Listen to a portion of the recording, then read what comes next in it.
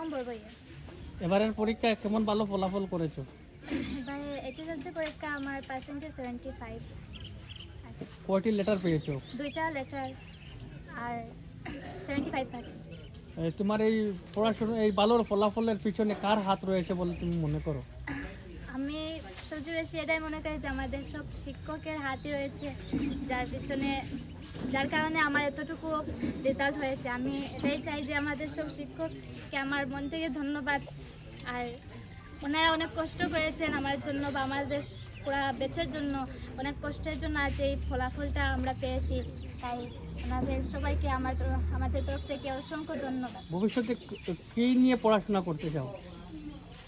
আমি আর্টস নিয়েই পড়তে চাই। মানে একজন ভালো শিক্ষক হতে চাও? আমি চাই ইউপিএসসি আইপিএসসি এসবে অ্যাকসেপ্ট করব, কিন্তু আমি যতটুকু পারি ততটুকু চেষ্টা করে যাব। দেখি আমার এমটা অনেক ভালো হবে। আমি এমটা ভালোই ধরেছি, তাই আমি যতটুকু পারি আমি আমার কর্মটা করার জন্য চেষ্টা করি। ভবিষ্যৎ যেমন তোমার সুন্দর হোক। আর কে